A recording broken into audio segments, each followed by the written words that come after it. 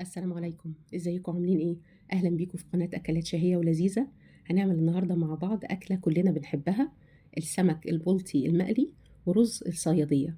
وهقولك ازاي يطلع معاكي السمك مقرمش وطعمه تحفة وما يشربش معاكي زيت. وكمان هقولك ازاي تعملي رز الصيادية باللون الجميل التحفة من غير اي افتكاسات ولا اضافات، وازاي يطلع معاكي مفلفل بيطلع سواه مظبوط وما يعجنش معاكي. بس لو اول مره تشوفيني اتمنى ان انت تشتركي معايا بالقناه وتفعلي جرس التنبيهات عشان يوصلك كل جديد، وما تنسيش اللايك والشير. يلا نبدا، بسم الله. اول حاجه جبت عندي حله وهضيف فيها الزيت. رز السمك مش بنعمله باي سمنه ولا زبده، بيتعمل بس بالزيت. وهكون عندي مقطعه بصله كبيره متقطعه قطع صغيره، وهبتدي ان انا احمرها كويس على النار. علشان تظبطي عندك لون الرز الصيادية باللون البني الجميل زي لون المطاعم، السر كله في تحمير البصل من غير أي افتكاسات ولا أي إضافات. بس هنحمر البصلة تحميرة كويسة ما تتحرقش معانا، وتوصل معايا للون البني، ويكون اللون معانا مظبوط. ما نغمقوش قوي علشان البصل عندي ما يمررش طعم الرز. هقلبه كويس وهكون مخلية النار متوسطة علشان عايزة البصل كله ياخد لون واحد. ابتدى معايا يغمق البصل ويتحمر كده، بقى لونه ذهبي. انا هفضل اغمقه اكتر، هقلبه كويس لحد لما اوصل للتحمير واللون البني ده. هو ده اللون المظبوط اللي انا عايزاكي توصلي له. وهكون مجهزة عندي الرز المصري اللي احنا بنستخدمه، وهيكون مغسول ومتصفي. وهبتدي اضيفه واقلب كويس مع البصل. هنا احنا مش هنضيف توابل كتير، بس ملح وفلفل اسود، مش هتضيفي توابل اكتر من كده. وهو كده كده اللون البصلة الغامق ده لما يبتدي يتقلب مع الرز هيبتدي الرز ياخد من لون البصل، وهشوحه معاها تشويحة بسيطة. هيطلع معاكي الرز لونه ممتاز وطعم وريحة تحفة، وهيطلع معاكي أحلى من المطاعم. وطبعا أي أكل بيتعمل في البيت بيبقى أنضف وأجمل من المطاعم مليون مرة. هشوحه تشويحة بسيطة وبعدين هضيف عليه التوابل اللي هو الملح والفلفل الأسود. وهكون عندي مجهزة مية مغلية، لازم المية تكون سخنة. في التوقيت ده وأنا بجهز الرز كنت بالفعل غسلت السمك كويس قوي بالملح والدقيق والليمون وحطيته يتصفى عندي. وبكون متبلاه بالتتبيلة اللي هي توم مفروم وملح وكزبرة وشطة، وحطيت عليه كمان شبت وعصرة ليمون. بكون متبلاه عندي وجاهز علشان يشرب من التتبيلة ويطلع معايا طعمه يكون متملح ويكون طعمه جميل. خلاص كده بضيف عليه التوابل بتاعته، الملح والفلفل الأسود. أمهاتنا ربنا يبارك في أعمارهم يا رب، لما بيجوا يعملوا أكلة بتبقى جميلة قوي من إيديهم، لأن هما مش بيعملوا افتكاسات. هو التوابل البسيطة العادية بتحلي طعم الأكل ومش بتغطي على طعم الأكلة اللي انت عاملاها. يا دوبك ملح وفلفل أسود، وبيدي للرز طعم ونكهة جميلة قوي. وكده كده هو اللون هياخد من لون البصلة وهيغمق معاكي ويطلع معاكي تحفة وجميل. بضيف هنا المية المغلية، هظبط المعيار بتاعها كويس، وبعدين هسيبه عندي لما يقلب.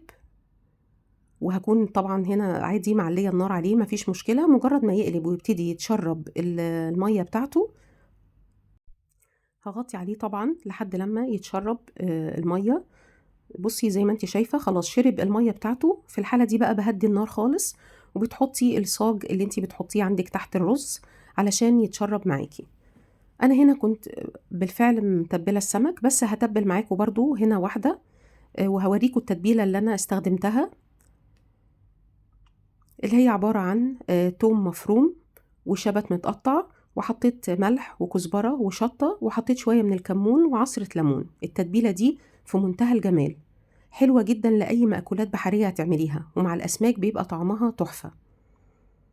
وهكون مشرحة عندي السمك بالعرض كده زي ما انتي شايفة.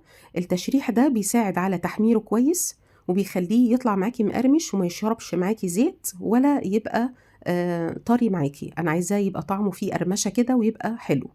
بتبله حلو جدا من بره ومن جوه كويس زي ما انتي شايفه. وبعدين هحطه عندي في الدقيق. الدقيق انا ضايفه عليه شويه من الكركم وشويه من القرفه. الكركم والقرفه بيدوله لون جميل قوي، بيدي لون جميل قوي للسمك، وفي نفس الوقت برضو هيخلي عندك السمك فيه قرمشه ويبقى طعمه حلو. خلاص كده انا حطيته في الدقيق. بس اهم حاجه قبل ما تحطيه عندك في الزيت لازم تنفضيه كويس من الدقيق، ما يبقاش فيه دقيق كتير عليه علشان ما يقعش منك في الزيت ويتحرق. وهكون مجهزة عندي طاسة على النار فيها زيت غزير، ويفضل يكون سخن جدا. كل ما الزيت يكون عندك سخن كل ما يطلع معاكي السمك مقرمش وجميل. هحط بقى عندي السمك يتحمر وياخد اللون الذهبي الجميل. لو انتي اولادك ما بيحبوش طعم الثوم في تتبيلة السمك، ممكن تكتفي بالملح والشطة والكزبرة والكمون، تتبلي بيهم السمك، هيتبل معاكي وهيبقى طعمه جميل. بس بصراحة تتبيلة الثوم مع الشبت مع الليمون والتوابل اللي قلتلك عليها بتنقل السمك في حتة تانية خالص وبتديله طعم في منتهى الجمال. هسيب بقى السمك عندي يتحمر كويس، وزي ما قلتلك الزيت يبقى غزير ويبقى سخن جدا عشان يطلع معاكي متحمر ولونه جميل ويبقى فيه قرمشة. وفي الوقت ده هيكون عندي الرز اتشرب، وهبتدي اشوفه. ما شاء الله الرز استوى وجميل، الواحدة بوحدتها.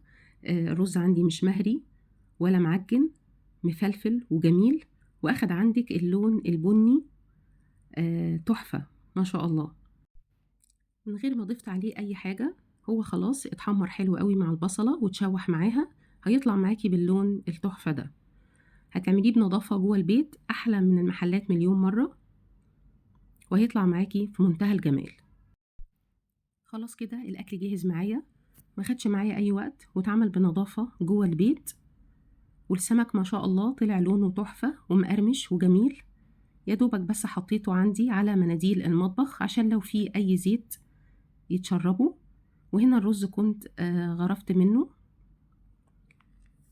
واخر حاجة كنت عملتها، كنت عملت صينية جمبري في الفرن، هتلاقيها عندك موجودة على القناة. ما شاء الله بتتبيلة تحفة، ما خدتش معايا نص ساعة وهتطلع معاكي في منتهى الجمال. تقدري تشوفيها. اتمنى يا رب الوصفة تكون عجبتكم، وان شاء الله هستنى تعليقاتكم لما تجربوها وتقولوا لي رأيكم فيها ايه. وما تنسوش اللايك والشير. شكرا ليكم.